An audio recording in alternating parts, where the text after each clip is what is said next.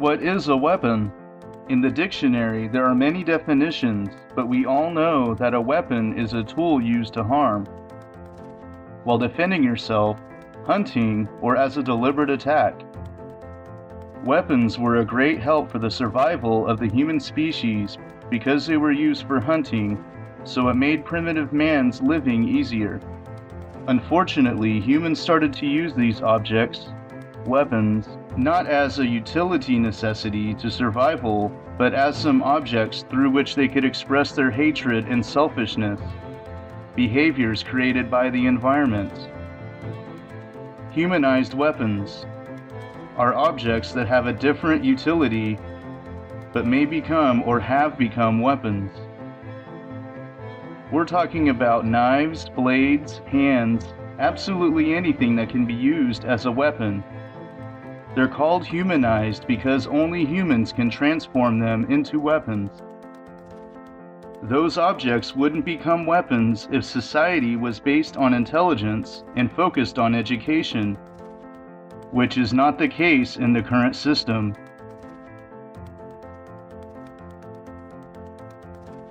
Weapons, objects, machinery specifically designed to hurt. Weapons are mainly focused on hurting human beings and not enough on hunting. Hunting is now an activity done for pleasure, a hobby, a form of entertainment. Hunting isn't even necessary anymore because of the need for hunting is long gone. Some are used strictly to hurt other human beings. Guns, swords, bombs, rocket launchers, fighter planes, tanks, cannons, and other sophisticated weapons are focused on attacking other humans. People in charge of weapons business have invented a new term, self-defense weapons. But they forgot that for self-defense weapons to exist, they need the other ones, pure weapons. In fact, they are all weapons. The only difference is how they are used. Instead of eliminating those weapons, they invented others for self-defense. People have had the nerve to create national arms, weapons of mass destruction. These are weapons designed for countries to be used during potential conflict, and they continued to invest massively in the development of these objects, machines. How can you create such weapons when we share the same planet? Today, America has 300 submarines. Each one, not according to me, according to the War Fund, has more destructive power than all the wars in history. One submarine. Now, where can you go with that? What can you accomplish? But there's a place for particular senators and government officials. They built a place under a mountain for them to go to in case of nuclear war. Well, there's 6 months' supply of food, water, all the necessities of life. What do you come out to? Ever think of that? Burnt out, radioactive wasted area? How stupid can you be? All laws come into existence because of scarcity.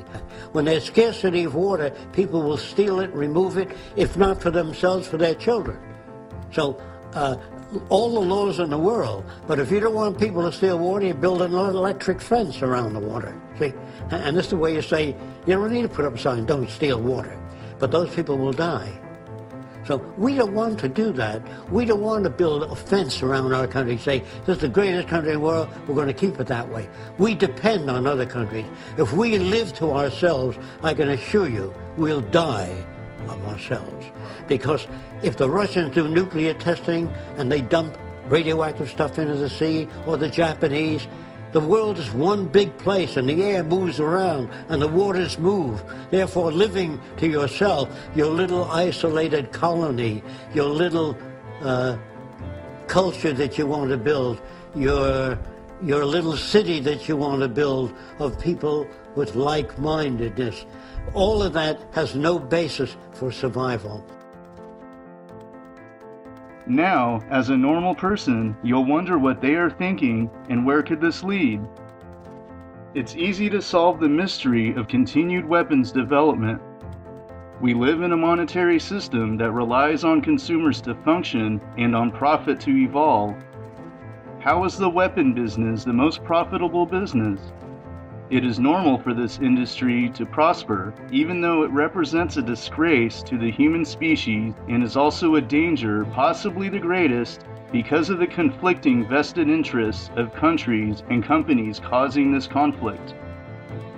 An intelligent system could take back any weapon, and it would invent some strictly to protect the human race in case of alien invasion. Although, if such a war would occur, we would have no chance because the attacking alien species should have much more advanced technology since they've succeeded in traveling to our planet. It was just an idea to keep the weapon concept.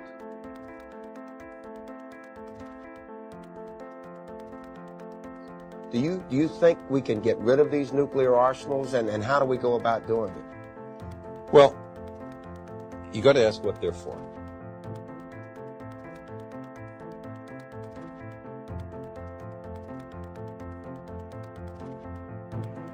When man is educated and has access to abundance, food, comfort, technology, without the need for obedience, which is possible, then he would not need weapons, and the humanized weapons would not have reasons to be animated because there is no reason to attack anyone. Instead of producing these weapons that have filled the planet in mass quantity causing extensive damage, it would be better to produce technology, machines that can save man from any work, from the desire to steal to commit murders. Instead of creating weapons of mass destruction, you can create weapons of mass creation.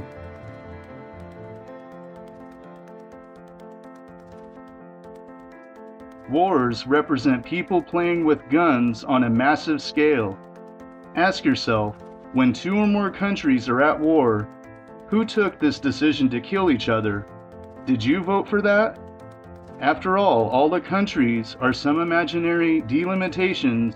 If I'm in one of these countries and I'm in danger, who's to blame? Who decides to declare war on a country? Do they understand what a country is? Who are those individuals that take action on behalf of everyone? And more importantly, what are they solving through this brutal act? There have been many wars over time. What was the result of these wars besides suffering and dead people? Ask yourself, what is the purpose of war, and why do we struggle to prevent them? War is a word which was invented when one territorial group of people took away other people's land. They used force and violence, and war was the media for doing that. You shot other people, stole their women and their resources for your own gain. And nations have been at war ever since man invented weapons. And as long as you invent weapons, you can have war. And war is the means of protecting everything you've stolen from others. No nation starts out very big. They start out smaller and take land away from other people. And they don't take it by invitation. They weren't invited to take over the land. They took it by killing, force, and violence. And war is the most inappropriate way of solving the differences. That's why I'm against the Pentagon and the military, because they majorly should be concerned with how to bridge the difference and bring nations together toward a common purpose, namely taking care of the environment, one another, and restoring the damaged environment. That's what I'd like to see in military systems. I would like to see, instead of training millions of soldiers to be killing machines, I'd rather train them in being problem solvers.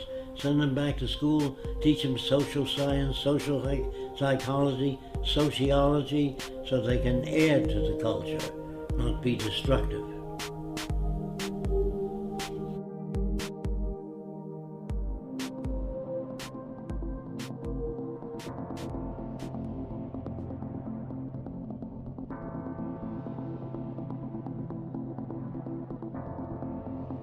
Again, Think of how different life would be if soldiers were taught to resolve social differences instead of how to kill. Personally, I would prefer to work so that soldiers can have all the comfort they need for free in order for them to help solve problems, to become problem solvers instead of creators. Who wouldn't wish that? Instead of a brutal intervention, beastly and with many deaths that ultimately doesn't solve anything, to have some extremely knowledgeable people part of an intervention that can alleviate and solve problems. Wars represent the ultimate failure of humans, where they cannot deal with the problems at hand, or they don't want to. And I tried hard to be proud of my service, but all I could feel was shame. And racism could no longer mask the reality of the occupation. These were people, these were human beings. I've since been plagued by guilt anytime I see an elderly man, like the one who couldn't walk, who we rolled onto a stretcher and told the Iraqi police to take him away. I feel guilt anytime I see a mother with her children, like the one who cried hysterically and screamed that we are worse than Saddam as we forced her from her home. I feel guilt anytime I see a young girl, like the one I grabbed by the arm and dragged into the street. We were told we were fighting terrorists. The real terrorist was me, and the real terrorism is this occupation.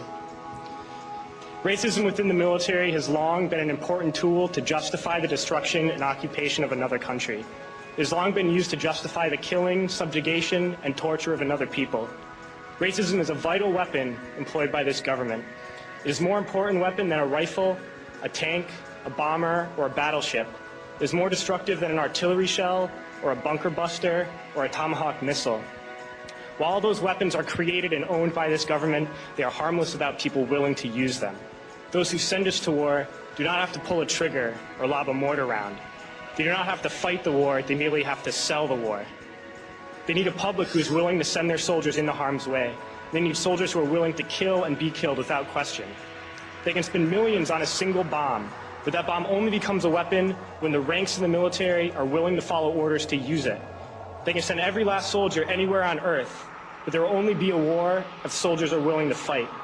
And the ruling class, the billionaires who profit from human suffering, care only about expanding their wealth, controlling the world economy.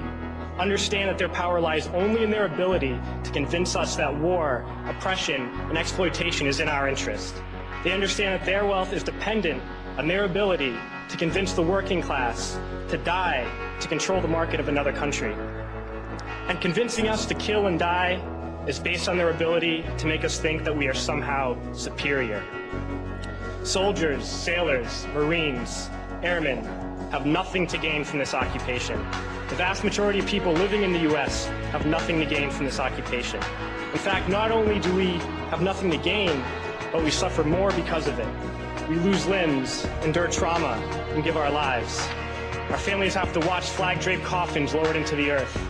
Millions in this country without health care, jobs, or access to education must watch this government squander over $450 million a day on this occupation.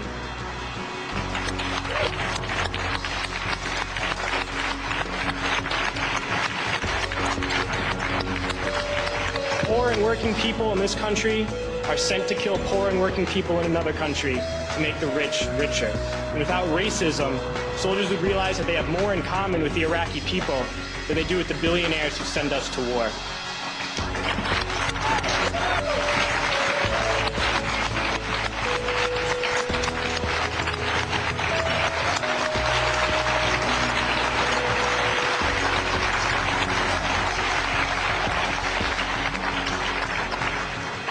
I threw families onto the street in Iraq, only to come home and find families thrown onto the street in this country, in this tragic and unnecessary foreclosure crisis.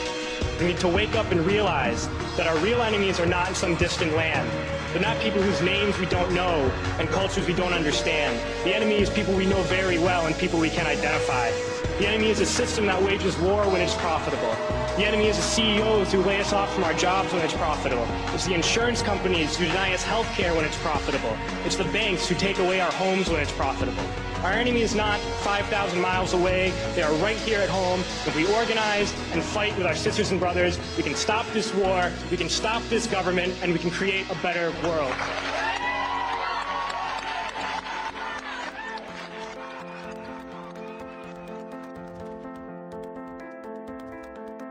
The killing of Osama bin Laden is a failure to me, because the negative retroaction of that will be enormous. The amount of hatred and people that will die as a result of that. So the killing of one man never destroys a value system. It destroys that person. But the value system goes on. Racism, bigotry, stupidity are part of the problem. Stupidity means lack of information regarding certain types of problems. If you start killing people, you'll always have people you want to kill.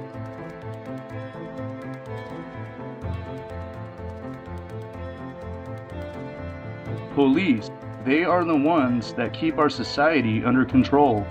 These human beings are following some laws, and they make you follow those laws too, without giving any explanation or asking themselves why are they doing this.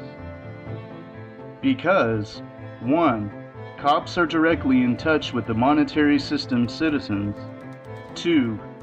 The language used is old and interpretable. 3. A policeman's status makes him behave violently, even if he doesn't want to. We have shown in the prison experiment what such a job can make you do. 4. Laws are fixed for an unequal society. 5. Citizens are obedient in front of authority. 6. The policeman represents a trade, and we saw that the job is just a form of slavery dressed in bright colors. Practically, this job negatively affects everyone in a chaotic rhythm. The policeman may behave violently, he may misinterpret what you say. Today, if you are over 30 years and talk to a 12-year-old girl, you must be careful what you say because you may be misinterpreted and accused of pedophilia. And many people tend to be obedient to the authorities. With such an interpretable language, this system can't be beneficial even if the laws would be useful and accurate, which is not the case.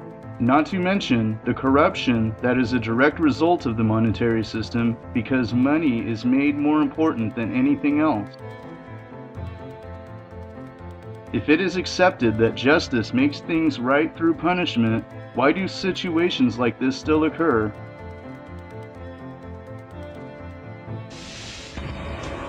It's April 17, 2005. At police headquarters in Providence, Rhode Island, 26-year-old Esteban Carpio is being questioned about the murder of an elderly woman. Suddenly, Carpio grabs Detective Jim Allen's gun and shoots him at point-blank range in the face. As Allen lays dying, Carpio leaps from a third-floor window and attempts to escape. He is captured only a few blocks from police headquarters, and when he appears at his arraignment, the extent of his injuries stuns the courtroom.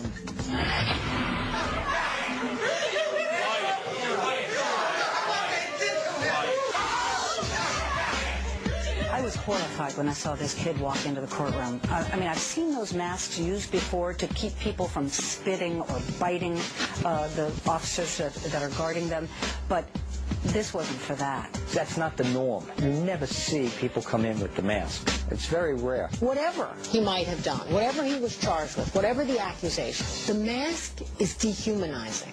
It makes him look like an animal.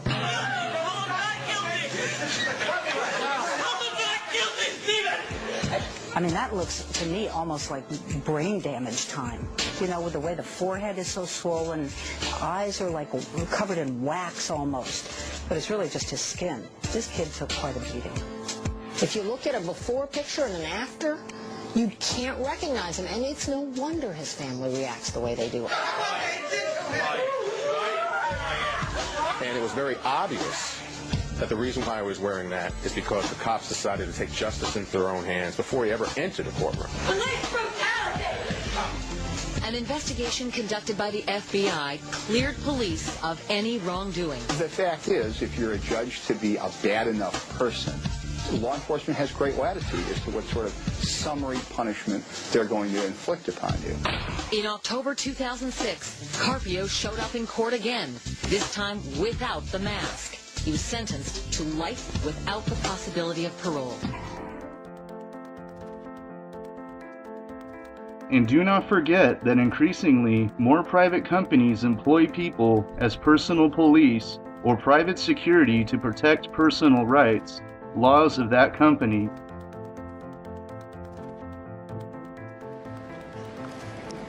Okay, just one more time. In central London, we're outside the Shell headquarters, the British headquarters of Shell. And even before I started filming, the private security were very adamant that no filming would be allowed. So it's just one more example of a man standing on very public property with a camera, just being told what to do. And it's just that it starts to grate me, but they're only following orders. But what orders are they following?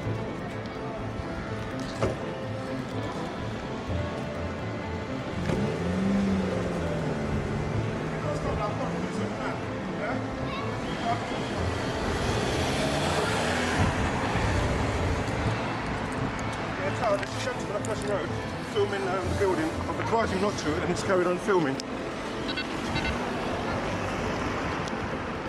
The thing is, we're in a public area. I don't give a shit, mate. You're not allowed, yeah? I advise you, you're not allowed to film the thing. Did you just swear at me? You just stood there and said, when I told you you're not allowed, yeah? Yeah. You just stood there and said, I'm doing it. I don't give a damn, I'm doing it, yeah? No, I didn't say I don't give a damn, did I? No, well, you got it yourself, you film it, yeah? Yeah, the thing is, I'm a public area. Well, stand there and Are you a policeman yourself, sir? If I was a policeman, I would have arrested you. I'm a policeman. You would have arrested me? Yeah, if I was... Under what charge? What would you have arrested me under? Just stay there for me. Just stay there. You've asked me to stay here. I'm not going to obey you.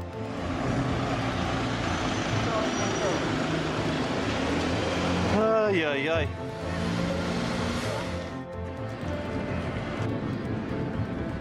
I'm sure you all know this, but Shell is a big oil company, of course. And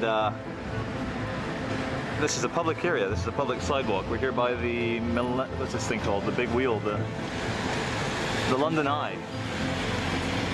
And if you want to film the outside of a building in a public area in London, you're allowed to do so.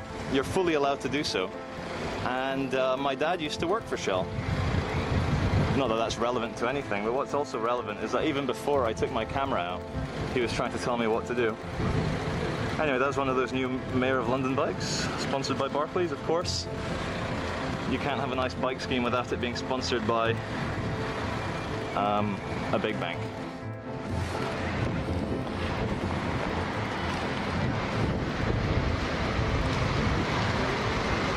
Where's the policeman? Oh, maybe you're allowed to film in a public area. Maybe you're not allowed to tell me what to do. Go away with your sarcastic remarks. Maybe you're not allowed to tell me what to do. I'm not interested in your sarcastic remarks. You think you get a fluorescent jacket and a little radio and you can actually tell normal people what to do? Stand there. Dude, this is a public area. I'm in a public area. Why are you pointing the camera at me for? Because you told me not to and you've got no right to tell me what to do, have you? Have you? Come on, admit it. You've got no right to tell anyone what to do. Hi, sir, how are you? You do not have the right to tell normal people walking past what to film, do you? Hiya, how's it going? No, but he was shouting at me. I was across the street. I've been walking around London all... Anyway, I'm filming for my protection, for evidence. Walking around. My dad used to work for Shell. My dad's a harbour pilot. He used to park ships for Shell in Japan. I got my camera out to go, oh look, Shell headquarters. This man, you, started telling me what to do. I am a normal human being in a public area. I can film any building I want. And he threatened me with police. Do you realize how annoying it is to be told what to do by someone, a little jumped up security officer in a fluorescent jacket? Hey, he was abusive to me. He was abusive to me. He swore at me twice. I've got it on video. So, like, the thing is, he threatened me with arrest. Sorry? Do you want to show me that? No, because it's like 10 minutes ago. But he threatened me with arrest. Anyway, this is all going to go on YouTube, because I have a YouTube channel. And it's all about, but thing is though, maybe you should retrain your staff not to shout at people across the street telling them what to do. But why are you shouting at me? No, I do... Raising my voice. Why are you shouting? Okay, I apologise. I am actually quite worked up. Yeah, I'm worked up. I'm not shouting at you. Do you realise why? Yeah. He came over and asked you. He didn't come over and ask me. He came over and told me that you're not allowed to film this building. And I'm one of these human beings that when I'm told what I'm not allowed to do, of course I'll do it when I know I'm not breaking the law. That's not fair enough. I'll explain to you the reason. If you want to turn that off, I'll explain to you the reason. We're in a public area. Like, if you want to explain it to me officially. No? Why not? Why not? One of your staff, who you're defending, has just told me I'm not allowed to do something. Oh, am I allowed to do it now? Oh, am I allowed to film the building now? Oh, are you going to still tell me what to do? You jumped up little security guard trying to tell human beings what to do in a public area. You're making a fool of yourself, dude. Well, at least my salary isn't paid by an oil company. Anyway, good day to all of you. It's sad to think that people, policemen, really want to do justice, to help people, but unfortunately they never think about what laws actually are. Why should police enforce them, or who gives them orders? People want to do things right, but they are misdirected. Weapons, army and policemen maintain an established society. So how can they work for people?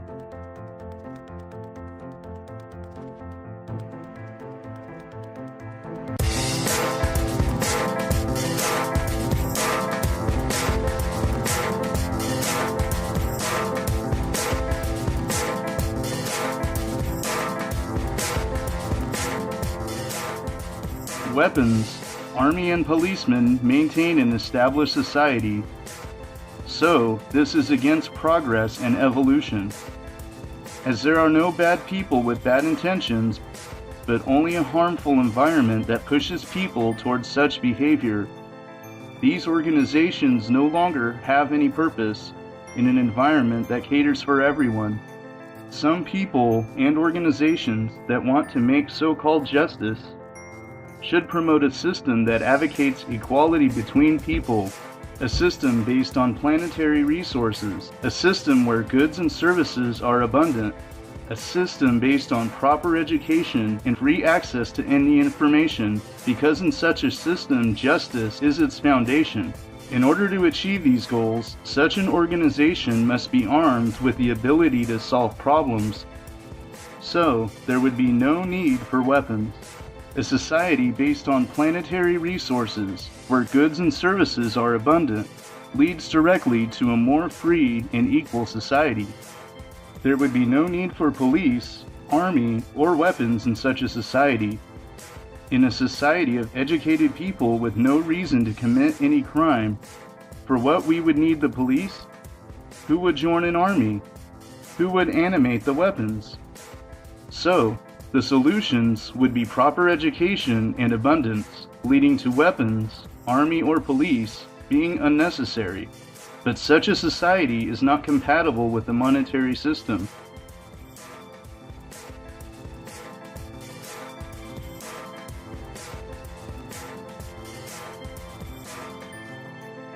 To the extent that we raise our children with artificial values, that will produce harm in the future. You think, well, they're only children. I don't think it's that necessary. Well, war, guns, possession of guns are partly nurtured by our culture. And guns give people a sense of power, a false sense of power. Real sense of power is delivery of information that's relevant to people. Well, of course, you don't sense it right away. You don't feel a glorious feeling doing that. But really, it's a long-term investment. And all short-term investments may appear to solve problems, but they only perpetuate problems into the future.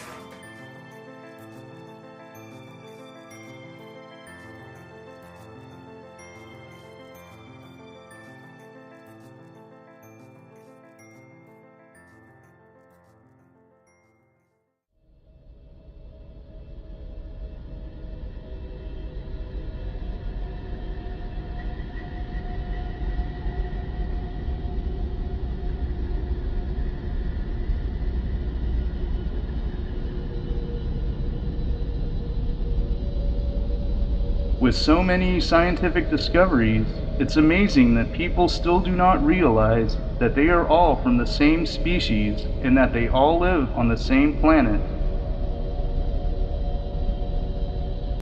Remembering the vast universe and what is a human being, it's sad that it takes a conflict within this species, the only one capable from what we know so far, to understand the universe.